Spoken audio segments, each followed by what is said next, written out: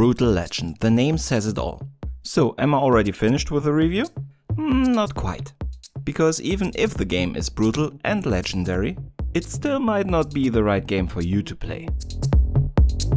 You are watching The Gaming Greyhound, and in this video I will give you all the information you need to decide if you should be playing Brutal Legend.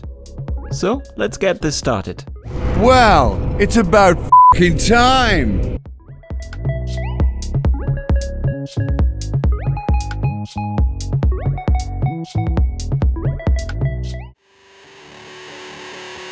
Yep, that was Ozzy Osbourne as Guardian of Metal. He's just one of the characters helping our main man, voiced by Jack Black, against a race of evil demons led by Doviculus, voiced by Tim Curry. So yeah, pretty impressive voice cast, I would say. So why haven't you heard of it, or at least not played it yet? Well, for one, the game's aesthetics are heavily based on heavy metal cover album art. And while this gives the game a quite unique appearance, it's not exactly everyone's cup of tea. Also, despite a lot of advertisement and good reviews, it did sell pretty mediocre. So it was actually a bit of a surprise when, after the original release on Xbox 360 and PlayStation 3 in 2009, Double Fine announced and released a PC port in February 2013. This PC port is what we are looking at here. Gameplay wise, we have a lot of different elements here, and not all of them work perfectly. Right after you arrive in this metal hell, you receive your two main tools for battle. Your axe for hitting things, and your guitar for blowing things up. Interestingly enough, guitars are often also called axes, especially in metal, so that these are your weapons of choice is probably not a coincidence.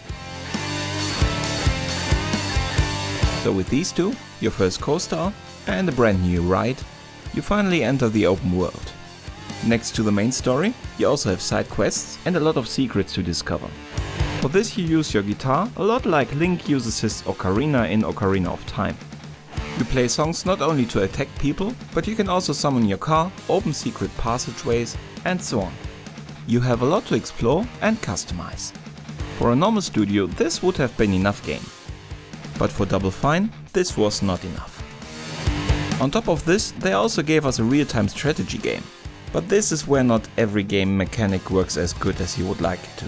You build marketing stands to get more power through your ghost fans. You order different types of troops and use them to attack the enemy.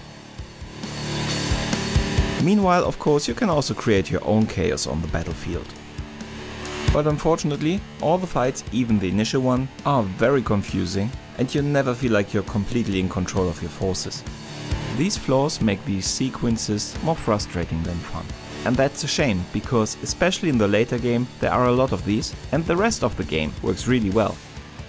And that leads us to the qualities of the game. The gameplay is definitely rich in variety.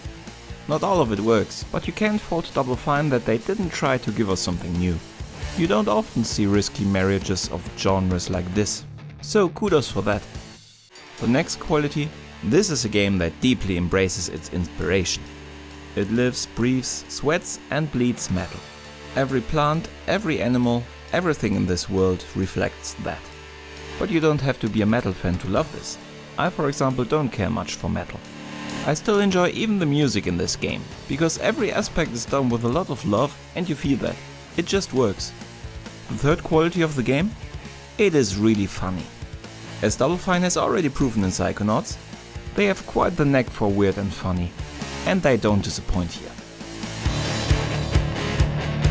You probably have even more fun with it if you know more about metal, but I don't know a thing and I was pretty fine. It doesn't hurt that the technical side is very solid. Of course, in a game like this, the sound is very important, and it's pretty much flawless. And of course, the stellar voice cast is also an important feature. But for me the real star was the graphics, and that blew me away. I originally played it on PlayStation 3, and I was totally caught by surprise how good this game looks in 4K. Of course, the engine lacks a lot of modern features, but now, 10 years after its original release on consoles, it still looks and plays amazing.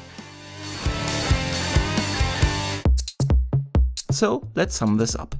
When I decided to cover this game, I did not expect for it to suck me in like it did. Then, unfortunately, the strategy parts reminded me why it was difficult for me to actually finish the game back in the day. But it still remains an experience. If you like interesting and unique gameplay, even if not everything works perfectly. If you love metal, or at least don't hate it. If you like to discover strange and crazy worlds, give this game a chance. If you don't have a lot of patience to get through the strategy parts, if you like more linear games, or simply hate metal, you should better stay away. But that's it for this game. I had a lot of fun revisiting it. So I hope I could give you an inspiration here and help you decide if you should play it or not. Let me know in the comments. You were watching The Gaming Greyhound? Please don't forget to subscribe. Thank you very much and bye.